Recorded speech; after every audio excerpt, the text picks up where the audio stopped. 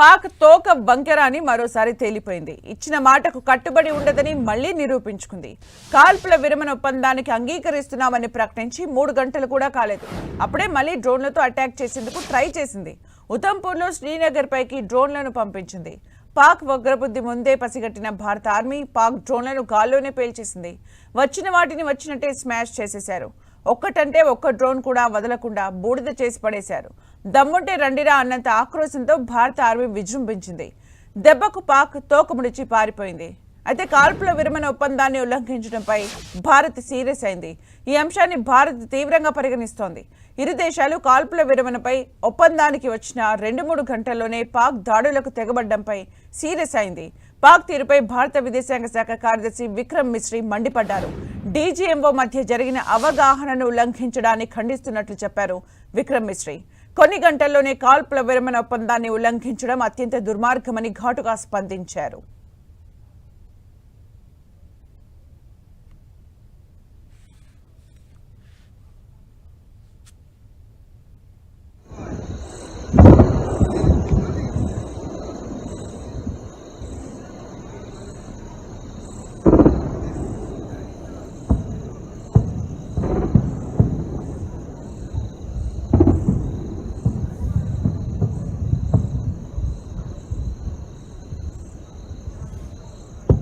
మరిన్ని అప్డేట్స్ మా ప్రతినిధి గోపి అందిస్తారు. గోపి,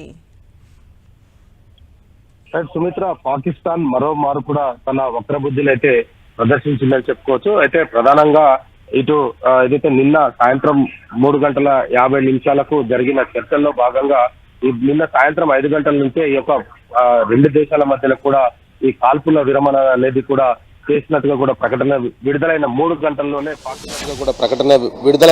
గంటల్లోనే పాకిస్తాన్ మరోమారు కూడా జమ్మూ కాశ్మీర్ లో కాల్పులకు పాల్పడడం జరిగింది. ప్రస్తుతం జమ్మూ కాశ్మీర్ అంతటా కూడా కొంత ప్రశాంతమైన వాతావరణం ఉన్నప్పటికీ నిన్న సాయంత్రం ఒక్కసారిగా కూడా జనసాంద్రాలనే టార్గెట్ గా చేసుకొని బాంబుల వర్షం కురిపియడం జరిగింది. డ్రోన్లను కూడా జమ్మూ కాశ్మీర్ అంతటా కూడా ప్రయోగం చేయడం జరిగింది. వెంటనే డిఫెన్స్ దాన్ని నిర్వీర్యం చేశారు. అయితే భారత భూభాగంలోకి ఒక్క డ్రోన్ కూడా రాకుండా పూర్తిగా నిర్వీర్యం చేయడం జరిగింది. అదేవిధంగా బీఎస్ఎఫ్ ఎల్ఓసి వెంట కాల్పులను ధీటుగా ఎదుర్కొన్న పరిస్థితి అయితే నిన్న చూశాము. అయితే కాల్పుల ఉల్లంఘనకు పాల్పడము ఇది మొదటిసారి కాదు. పాకిస్తాన్ ప్రతిసారి కూడా ఇదే విధంగా వ్యవహరిస్తూ వస్తుంది. ఎందుకంటే గతంలో కూడా అనేక సార్లు కూడా ఈ యొక్క ఎల్ఓసి వెంట కవ్వింపు చర్యలకు పాల్పడుతూనే ఉంటుంది.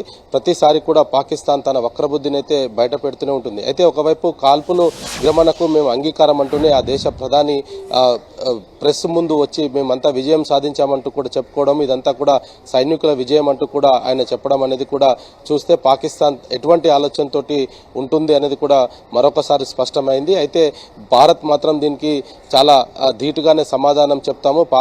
పాకిస్తాన్ చేస్తున్న చర్యలన్నింటినీ కూడా మేము చాలా ప్రశాంతంగా పరిశీలన అయితే చేస్తున్న పరిస్థితి ఉంది. అయితే విధంగా ఎట్టి పరిస్థితుల్లో కూడా పాకిస్తాన్ చర్యలకు ప్రతిచర్య తప్పదు అనేది కూడా చెప్తున్నారు. నిన్న విదేశాంగ శాఖ కార్యదర్శి కూడా ఇదే అంశాన్ని కూడా చెప్పడం జరిగింది.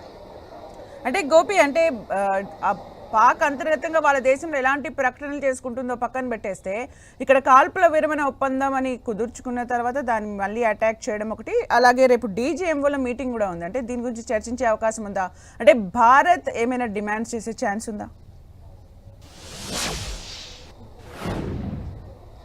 సుమిత్ర, ఖచ్చితంగా ఉగ్రవాదాన్ని నిర్మూలించడంలో భారత్ తనదైన రూట్లోనే వెళ్తున్న పరిస్థితిలో పాకిస్తాన్ ఈ యొక్క ప్రపోజల్ను తీసుకురావడము, కాల్పులను ఆపాలంటూ కూడా అమెరికాను కోరడంతో అమెరికా మధ్యవర్తిత్వంతో కొంత కాల్పుల మోత అయితే ఆగిందని చెప్పుకోవచ్చు. అయితే ప్రస్తుతం పాకిస్తాన్ రేపు ఏదైతే డైరెక్టర్ జనరల్ మీటింగ్ ఉందో, ఇటు ఇండియా పాకిస్తాన్ మధ్యలో డైరెక్టర్ జనరల్ ఒప్పందంలో కూడా భారత్ అనేక కీలకమైన షరతులను విధించే అవకాశాలు అయితే కనపడుతున్నాయి. ఎందుకంటే భారత్లో ఉగ్రదాడులు జరిగిన ఉగ్రవాదులకు సంబంధించి కూడా భారత్కు అప్పజెప్పాలని, అదేవిధంగా పాక్ ఆక్రమిత కాశ్మీర్ని భారత్కి ఇవ్వాలని, మరొకసారి భారత్లో ఎటువంటి ఉగ్ర కార్యకలాపాలు జరిపినా వాటన్నిటిని కూడా యాక్ట్ ఆఫ్ వార్గా పరిగణిస్తామన్న ఒక కండిషన్స్ తోటి మాత్రం భారత్ యొక్క పాకిస్తాన్కి కండిషన్ పెట్టే అవకాశాలు కనపడుతున్నాయి. ఎందుకంటే ప్రతిసారి కూడా ఎల్ఓసి వెంట ఉన్న గ్రామాలంతా కూడా ప్రతిసారి ఇబ్బందులకు ఎదురవుతున్న పరిస్థితి ఉంది. షెల్స్ పడుతూ ఉండడము, కాల్పులు కవ్వింపు చర్యలకు పాల్పడుతుండడంతో ఇవన్నీ కూడా ఆగాలంటే పాకిస్తాన్ తన వక్రబుద్ధిని మానుకునే విధంగా భారత్ తన మెడల్ వంచే పరిస్థితి అయితే తీసుకొస్తుందని చెప్పుకోవచ్చు.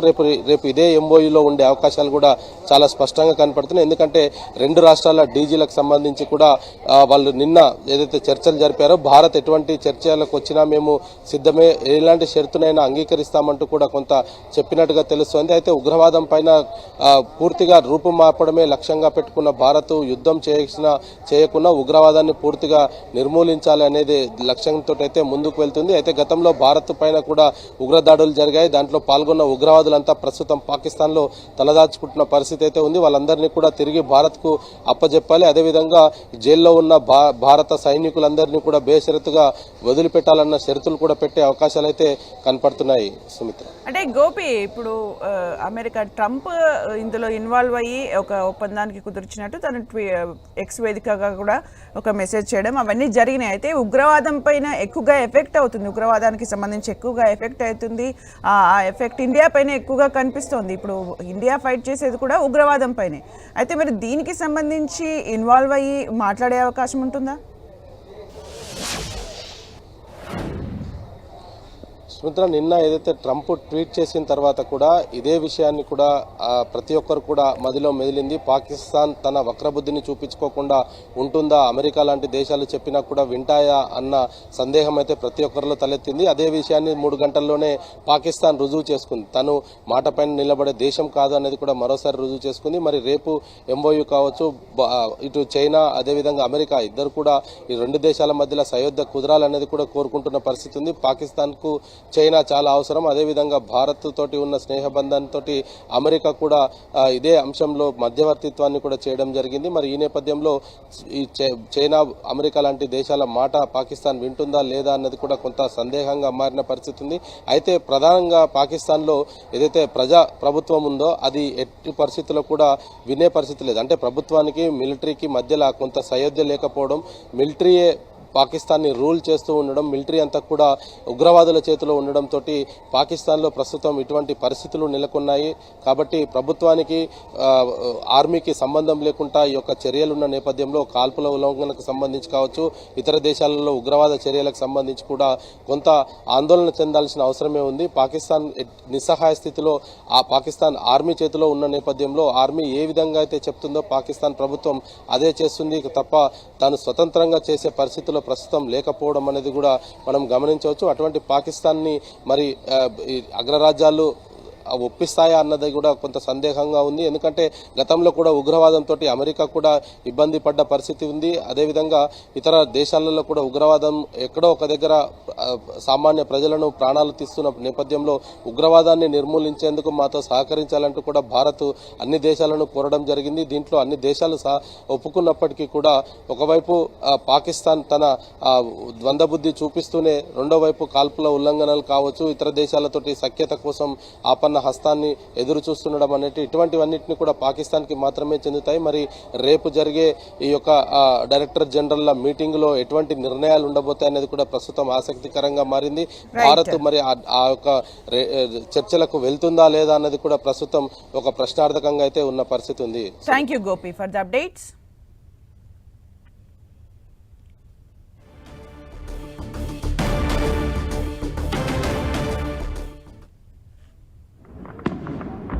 Thank you.